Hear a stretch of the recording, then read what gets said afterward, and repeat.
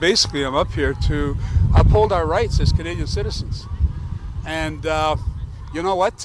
What's happening here is a complete takeover of the country. And we're opposed to it. I have been opposed to it since last July. We saw the writing on the wall. And we have been peacefully protesting and educating other Canadians that it's time to stand up. Because the consequences or the aftermath of what is about to follow is not going to be what we're used to. This is not the Canada I grew up in. Do you think the lockdown has infringed on any of our charter rights? The lockdown is infringed on all our charter rights. This is completely illegal. Even when you have an emergency platform like the government is planning or putting in place, it does not supersede our charter rights or our Constitution. So what the government is doing is completely illegal. We're here to use the law against the government because they're supposed to be representing us. They don't run their own agenda. So that's why we're here.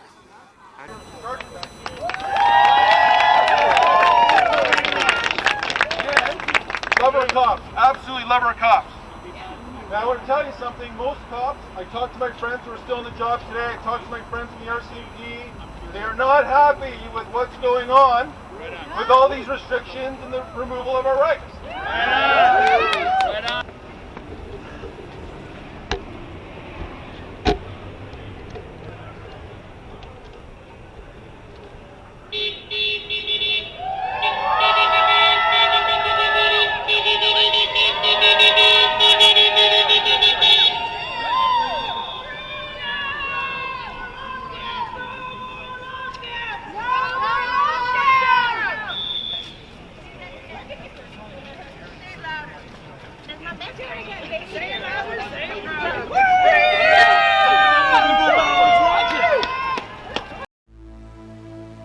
You are now watching People's Opinions on Popular Topics.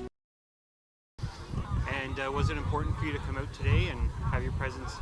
Absolutely, absolutely. If we don't stand up as Canadian citizens, who will? If we really cherish our Constitution and our freedoms, this is time to stand up, and that's precisely why we're both here. What comes out and brings me here is our freedom, our rights. My dad fought in the Second World War overseas for our freedom and rights. He fought in the trenches. He survived it. He came back, lived a good life, and now he's finalized past now. But I'm trying to support what he did, 40, 50, 60 years ago, 70 years ago, whatever it was. Hi, I'm Scott. I came to the Freedom Rally to try and lend some weight, some support to the what I hope is a growing momentum of people that want to get their freedom back here in Canada. Sad to see when I get denied service just because I have a medical condition, when there's plenty, hundreds of thousands of others that also have these conditions, and they're treated the same way. They get fines for such things. That's the liberal backwards logic.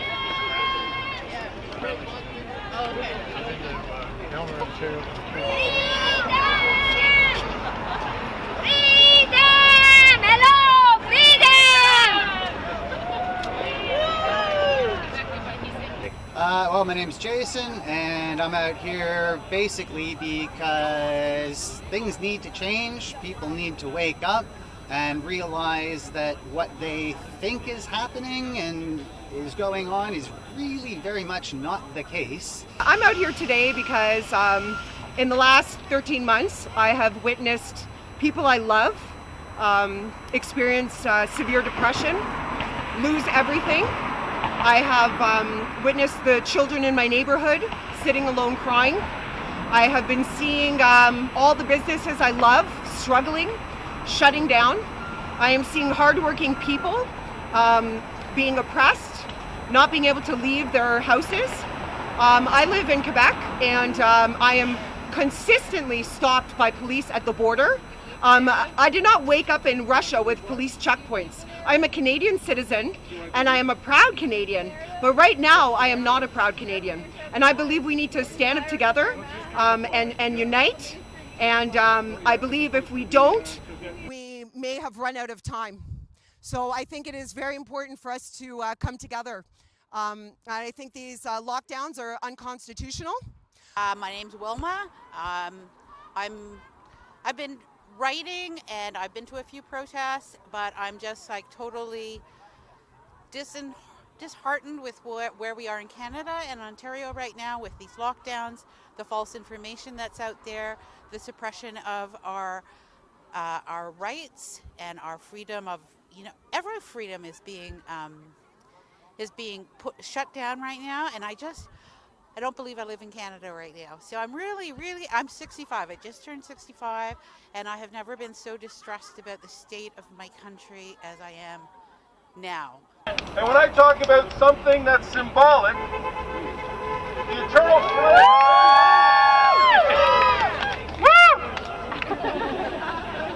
the eternal flame right behind us, which represents our freedom as Canadians, is in jail. How appropriate is that for what we are standing for today? So, as I was thinking about something, this is where all of us are coming together. We're a small group right now, we're a small group today, but every day we are growing bigger.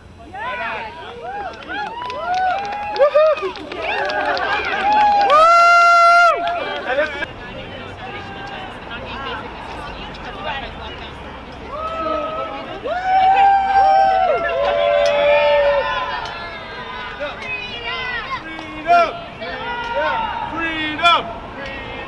freedom! Freedom!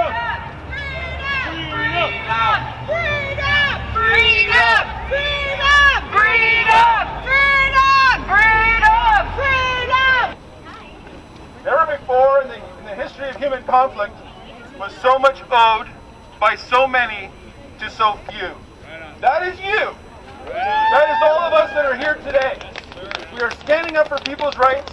We are standing up for freedom, and people are starting to notice. People are starting to find out that this is serious, what is going on. It's not a joke. It's not just some political thing that's going to pass. If we don't stand up, peacefully of course, but if we don't stand up, they're going to have their way. They're going to strip our freedoms, and we aren't going to allow that. Non-negotiable! Non-negotiable! Non-negotiable! So if you're with us, which you are, but if you're with us, let's hear it. Freedom! Freedom! Freedom! Freedom! Freedom! Freedom! Are you ready to march? Yeah! Let's go! Freedom! Freedom! Freedom!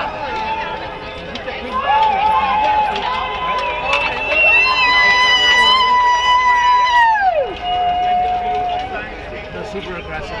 Well, what's happening too is the gang is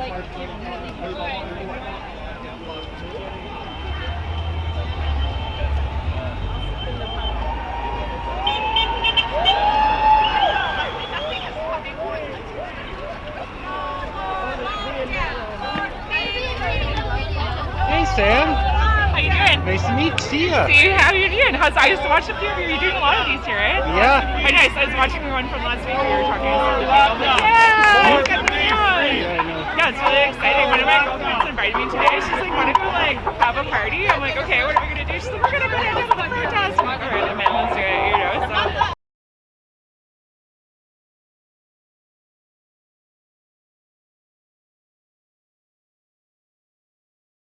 Important that I came here to be in the group. I'm proud to see a lot of younger ones coming out now, starting to get some attention, not just the old people. I'm hearing good response from some of the people that I've ran into in regards to their freedom, but I don't see them here yet, but they may come. I don't like to see what's going on with our government. Our government right now is control. You got Singh and you got Trudeau taking money and supporting their agenda, and we're up against it right now, and I don't want to see our country go down. How would you feel some of our freedoms have been taken away? Well, a lot of our freedoms have been taken away. Our freedom to associate, our freedom to gather, our freedom to worship even. Our church has been restricted from gathering. They restricted our numbers, and now we can't meet at all. And yeah, I think that's an essential freedom that we have as Canadians. How do you think our children's generation is going to pay for all the spending? I'll tell you, I'm one of the rare people. I got an 8-year-old daughter. It's mine. And that's one of my fights right now, is I'm trying to protect her. And the daughter, I foresee, and the way Trudeau is spending, they'll never pay that debt. That debt will never get paid. I know Trudeau is trying to have everybody on a welfare state. I don't know where the money's going to come from, because when everybody's on welfare, there's no work getting done. The factories are going to be maybe owned by the government, and I don't know how that's all going to happen. I guess beyond me now. Well, I think my children who came along to the rally are going to be paying for it, and I think their children are going to be paying for it. We've racked up more debt than all of the governments before us added together. It's to me, it's something we're saddling our future generations with, and I don't think that's right. I don't think that's fair. How do you think our children's generation is going to pay for all this spending by Trudeau? Well, that's a really good question. This is something else that we're concerned about, because we want future generations to enjoy the kind of lifestyle that we've had, and that they are not deserving of inheriting this huge debt that he's spending without really parliamentary consent. So yeah, I'm all over that. It's just sad to see, because families are being polarized, and people want to believe everything that they're being told, when there's other platforms, other research places that you can be and looking, and it's personally, enough is enough. People need to stand together. And people have this conception that everything that's going on, I'll kind of not get into too much detail with certain topics, but people need to realize and start asking questions as to what's really going on and why people are being locked down. People are being told that everything has to close, except for all the big box stores and all of those, shall we say, businesses that certain interests have interests in. Do you think the lockdown has infringed upon any of our charter rights? It's infringed on all of our charter rights, basically. It's completely illegal. It's in violation of so many basic human freedoms that people don't seem to be aware of and don't seem to be educated about. And they're just kind of keeping their heads in the sand, where this is really a time for people to wake up and do their homework.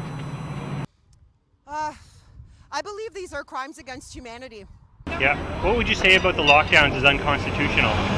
Well, okay, so we have never in the history locked down healthy people. So what in essence we're doing is we're locking down healthy people and making them unhealthy. But their mental health is suffering. There's no reason that a healthy woman should be locked inside her house for a year, as I have been. So unconstitutional is the word that I would use. How do you think Canada has treated its senior population? I think it has treated the senior population that are the most vulnerable, that is those who live in long-term care facilities, with absolute disregard. There's been no consideration for them or their families. I know of people who have died, not of COVID, in long-term care facilities, and their families were not able to see them for 9 months, and then they died. And you say, how is that a right and just thing for anybody? I know of people younger who didn't die of COVID, but they were forced to die alone because of stupid rules in hospitals, So these people they were alone at the end of their life. Their family did not have a chance to be with them and to comfort them. There have been too many funerals I haven't been able to go to because of all these restrictions. You say, that's part of what makes us human, right? Is to get together and to celebrate someone's life and to comfort and grieve with people. But they're not allowing people to do that. It's just like all of these things that make us human, they're just shutting them down in the name of safety. And I said, life is not safe. Life is not guaranteed.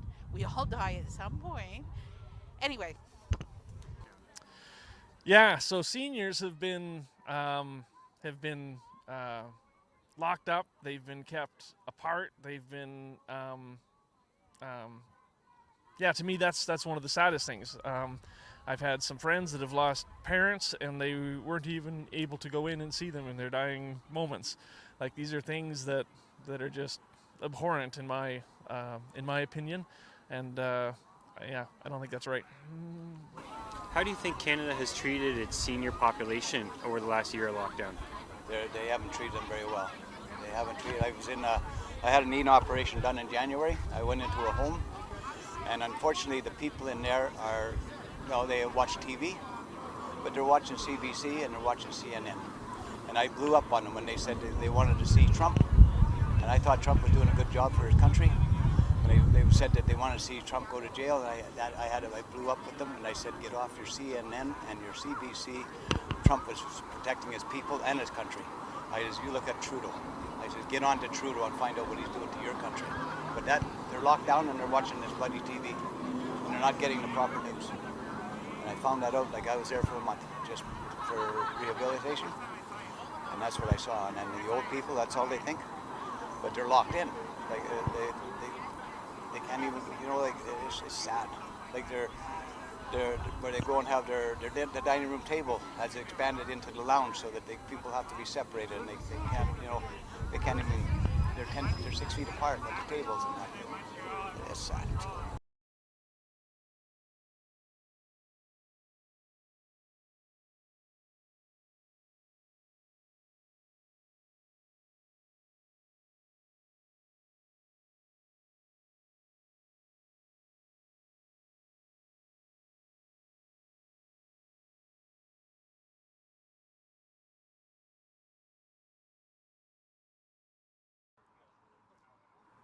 And was it important for you to come out today and have your voice heard and your presence felt?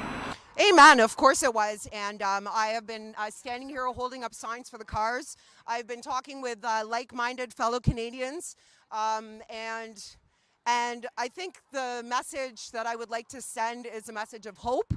Is we are growing in numbers. We are getting stronger.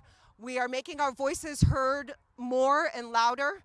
And we will prevail. We will prevail. And what's going on right now is very much a battle between good and evil. 100%. So I feel we will win. There's no evidence. In fact, more and more doctors and dentists are coming out and saying wearing masks are harmful for people, like in many, many levels. Never got an answer. So I've made complaints to Ottawa Public Health, to my councillor, to the mayor, to my MPP, who happens to be Lisa MacLeod, who's a cabinet minister, to all of the. You never get a response. You never get an acknowledgement. It's just the story is we have rising cases. So as I said, I've written so many emails and stuff since last June, July, and it's just like it goes nowhere, and it's just like it's what I felt is helpless. Like, as a citizen, I felt helpless that my voice doesn't count because it's against the mainstream narrative. And that's another organization would say mainstream media. I don't read it anymore. We stopped taking the local paper because all it was full of was fear, fear, fear, and you have to be afraid, and no context, no saying, how does this compare to other things? Like, what are different ways of dealing with this so-called pandemic? Well, let me see. When the propaganda started 24/7, I thought to myself, is this World War II? I did not understand. And I think that was the first sign to me that something was amiss. When you have constant propaganda and nobody else is allowed to speak their mind, and they're shutting down the voices of dissent, I believe that this was the key moment for me when I said, okay, something is fishy. And you don't need to look very far. All you need to do is listen to Justin Trudeau say, oh, well, we want to reimagine society. Well, society was just fine before Mr. Trudeau. Okay, so reimagine society, the Great Reset. These are not conspiracy theories. All you need to do is go on the World Economic Forum website and have a little read for yourself.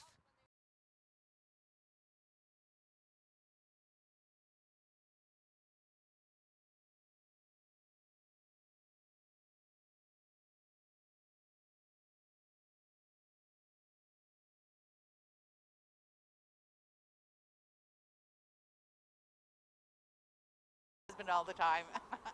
Were you surprised that no government organization returned your call or email? Well, what I think here in Ottawa is, and what I think about a lot of is that this is a class war to me. It's between people who are some way paid by the government or associated with the government or are well off, and everybody else. And I have to say, I'm retired and we're comfortable, and we're very fortunate in that way. But I think everybody who's not part of the so-called elite in Ottawa, what I would call the elite, or the more secure, like people who can work from home and have good salaries and all of that. And then everybody else, I look at small businesses, people losing their businesses, and people losing, it's just like really, I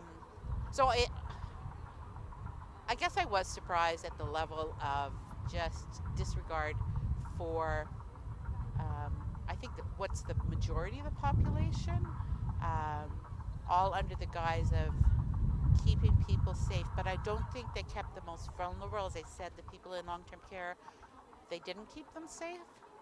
And I don't know if they could have, because the other thing we seem to have lost in this is that if people are elderly and if people are ill, which is often the case, mostly the case when they're in long-term care, we've never been told what is the likelihood that people survive the annual flu season and all of that.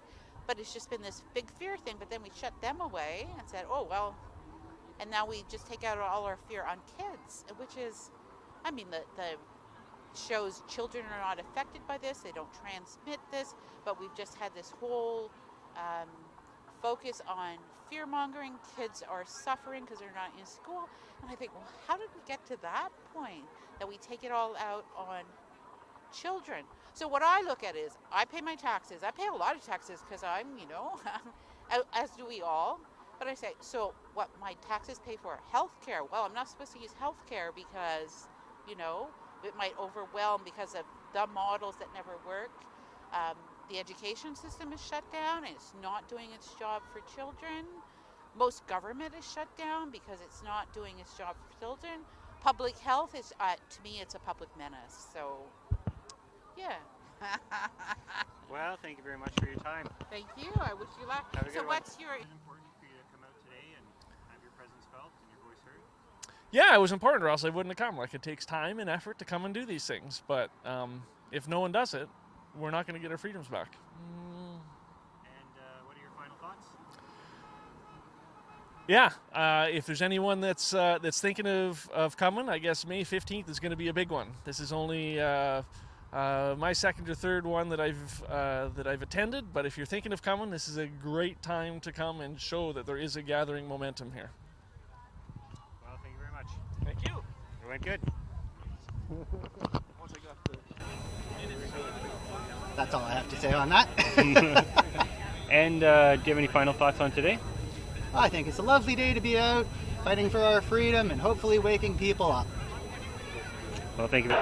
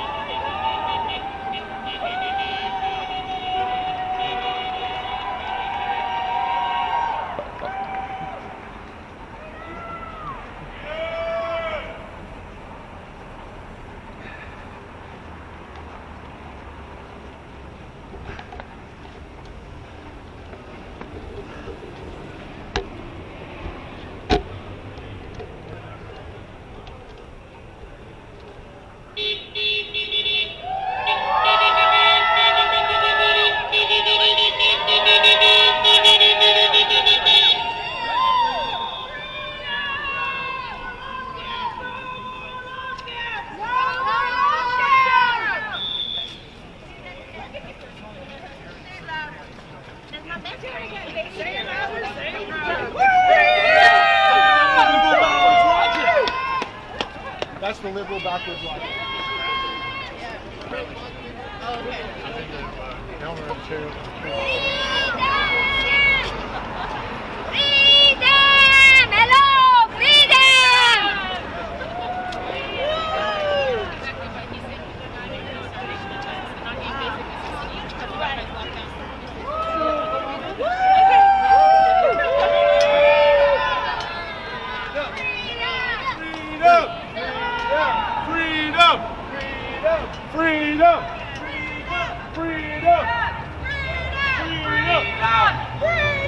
Freedom! Freedom!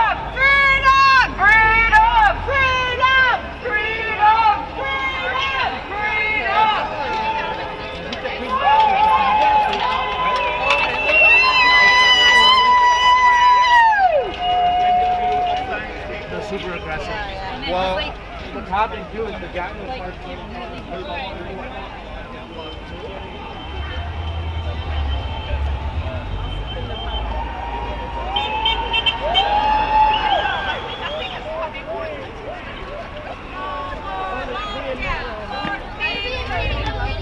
Hey Sam.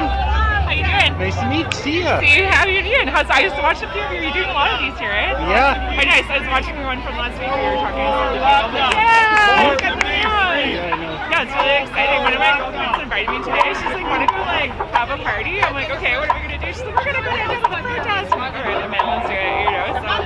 So hey. Yeah, so far super interesting, right? Like, I'm looking forward to 2 weeks from now to see how many people show up. Because like, anxious. I miss going to work. I never thought I'd say that in my adult life. So nice. I'll catch up with you next absolutely. week. I'm going to be here in 2 weeks for sure. Next week I might, but I think I'm going to babysit my niece, to be honest. So like, Cool. I don't think I'd bring her to this. Like, yes.